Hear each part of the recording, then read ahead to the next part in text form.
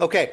One of the things that I think is not surprising to me, and probably not surprising to you or to folks listening to this podcast, that although we try and parse these out into separate issues, into pillars, if you will, there's a whole lot of overlap. And where I want to go next was an issue that, Steve, you raised in your initial comments, and that's homelessness in London.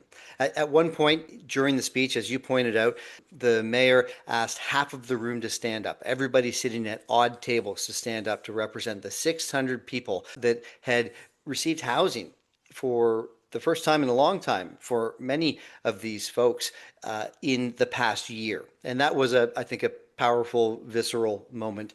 He also indicated that if everybody stood up in the room, the 1,200 people in attendance, that wouldn't account for the 1,500 people that have experienced housing over the past 3 years. I also hear some members of council saying in the media that London's bucking the trend here when it comes to the homelessness crisis. And they claim to be doing better than the Ontario average. I think I heard this in the speech as well.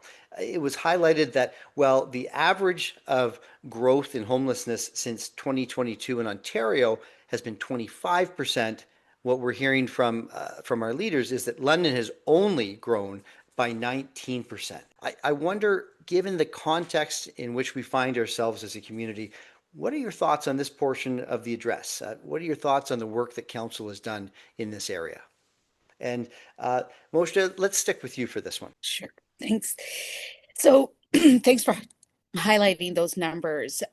The mayor is right to say that progress on homelessness can be hard to see. And the data that he shared about people being housed in many ways matters and can't be omitted from our overall analysis. If we're sticking to the speech and what we can look ahead to over the course of this year, being an election year, we can nod that yes, London has helped hundreds of people move off the streets and onto supportive housing, clearly reduces strain on emergency services and overall improves lives. And with the numbers that you shared, the 25% and London's increase being closer to 19%, where homelessness has increased by 25% and so on.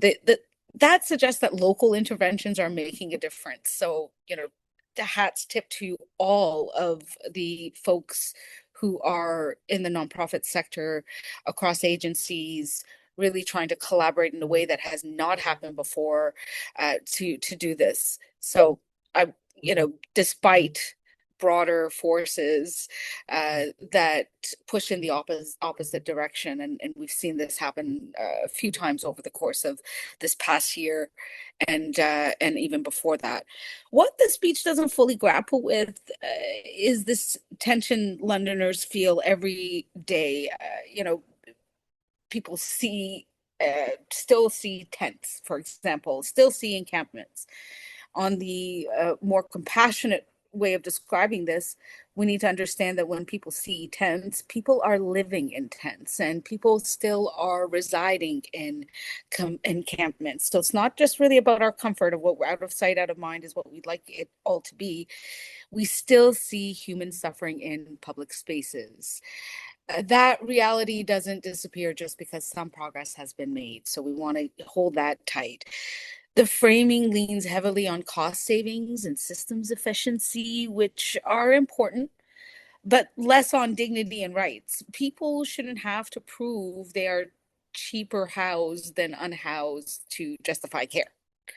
Yeah, and that's not human dignity. That's not a human rights approach and a compassionate approach. And I know there's other folks on this panel that are far more steeped into these matters and see it far more intimately than I do, where I live and work. Politically, it's understandable to emphasize success, but sustaining public support for long-term solution requires naming the crisis more honestly, even while acknowledging what's working. And I mean, if we don't have a critical analysis of where we've been and where we want to go, we're not honestly naming things, I really think our strategies will fall short. So I'm really actually quite excited to hear what others on the panel have to say about this based on their, positionality and community. That these are my reflections. Yeah, it's a nice little alley-oop over to Steve as well, because Steve, given your 40-year career working in many ways in this area, I think everyone's curious to hear what you have to say. I was looking for the mayor to name and confront the NIMBYism that is growing so much in our community. And I think that would have been an important thing for him to do. We had one hub site fail last year because the folks in Northwest London were able to push it out. We had a zoning application on one at the old CJBK radio station fail because residents in that neighborhood were able to gather 1,400 signatures or whatever. He has one of his own counselors going pretty hard at any provision of services and wrapping that up in a budget and an accountability framework. Um, and while he can't maybe go at counselors as much as I would like him to, he could go at the issue because I mean, I think it's a great initiative bringing up just this week. But part of the reason of why it is where it is because it was in a neighborhood that could support it. And even last night on the news, there were some of the businesses there in the area saying, well, I don't know, we got to sit tight and see what happens here and so on. And I think it's in a farmer's field. And I don't know where else you could go. And this whole good neighbor policy that was potentially in front of council at some point, like it didn't pass yet, but who knows where it's going to go. The thought of it is there. And I think to Mojdeh's point and points from others as well, we have to talk about equity issues. And I think the mayor had an opportunity to confront NIMBYism by talking about how how important it is that we confront these, how important it is that we make space in neighborhoods all around the city for affordable housing initiatives. People need to be able to live throughout the city because folks that are currently experiencing homelessness, they either will have or do have children that need to go to schools. They have the same rights and the same aspirations for their children growing up and playing in parks. And they have the same, aspirations for being close to where they work or where they go to school. And they probably, far more than any other part of the population, lack the resources to buy a car, let alone the desire to own a car. And so therefore, we have to think about this being something that gets spread throughout the city. And he could have nailed that far more directly because it makes it harder not just for the city to get affordable and supportive housing spaces opened. It makes it harder for a service provider even to announce an expansion of a program because neighborhoods have had success in even stopping the conversation. And I think that is so regrettable for our community, and it's such an important social framework that I think he had an opportunity to speak out in front of 1,200 business leaders. Okay, fair enough. Thanks, Steve. Carol, how about you? So Steve actually touched on many of the points that I wanted to make because it seems to me in 2023, when he had his State of the City address, his main focus was homelessness. And obviously he doesn't want to have that as his main focus. As said, this is kind of the launch of a campaign speech. That's not necessarily maybe the area he wants to focus. But when he made that announcement of the $25 million donation, there seemed to be a lot of optimism that we are going to be able to accomplish so much. And then the 3 years following that, reality has hit. And it is exactly what Steve is talking about. There's a number of issues. There's issues coming directly from the council, and then there's issues coming from the community. It is incredibly disappointing that those two hubs did not happen because of community pushback. And I mean, the one that's at Northwest at Wonderland and Fanshawe is right close in my neighborhood. And if you can't put that there, and it is, women, it was going to be women and children, that is extremely low risk. It was only going to be about 25 people, but that's 25 human beings that you are helping. And the excuses that were given, like, oh, it's going to cause a problem for traffic. Well, there is an enormous apartment building going up there right next to that pub that was going to be converted, that motel. I think that's going to cause more of a traffic issue than 25 people moving in who are probably going to be using public transportation. So I would say for me, this part, I mean, it does mean something when you say, okay, we've helped 1,500 people, but obviously the numbers are still going to be going up if you're still having 19% growth. For my end, I feel like the last 3 years have been extremely adversarial on the part of the city council. Yes, there's been efforts to help, but exactly like what Steve was talking about, this good neighbor situation that they're trying to push through, I find that infuriating. You have people that are working in a very difficult situation. They are trying to help the community. And I can guarantee that if they were not there, the situation would be infinitely worse. They cannot be blamed for the actions that are happening around their area. I mean, there was even reference to something that had happened 2 blocks away from an organization.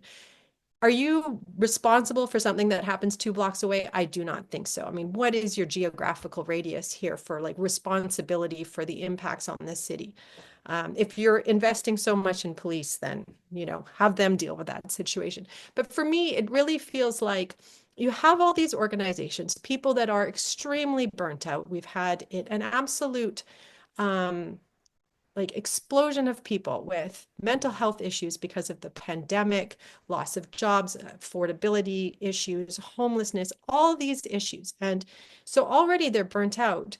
And then you have the city working against you or villainizing you, putting that out there on social media. I mean, what does that do to a person who is trying so hard to improve people's lives, and the city that is supposed to back you is throwing you under the bus over and over and over again. So for me, I mean, great, you've helped people, but can we change the narrative? Can we change the way we're acting? And can we stop trying to pit the city and businesses against these organizations? I really hope that the next council coming in is not so negative and adversarial. This is where I'm picturing you dropping the mic. And Paul, we're going to go to you, but good luck. Yeah, there's so much here, and there's no silver bullet. I mean, supportive housing has got to be, Steve, you've been such a pioneer in this area for so many, many years. And I agree we have to reframe how we see people in our community. They are not the enemy. And I have never, being downtown for 25 years, I've had people sleeping on my doorstep and whatnot. I have never had anyone ever get angry with me, ever be rude to me, ever be anything but anything but being a good neighbor. And yet we demonize them, and we see their deficiencies. And my early years working in an inner city psychiatric hospital in Toronto, I still have memories of the human people that I dealt with, and the stories and the lessons that I learned. And when we see them as that, as a human being, as a brother, a sister, mother, daughter, father, then all of a sudden we have another conversation in our community. And that leads to us being a compassionate city, a caring city, a city where all are welcome.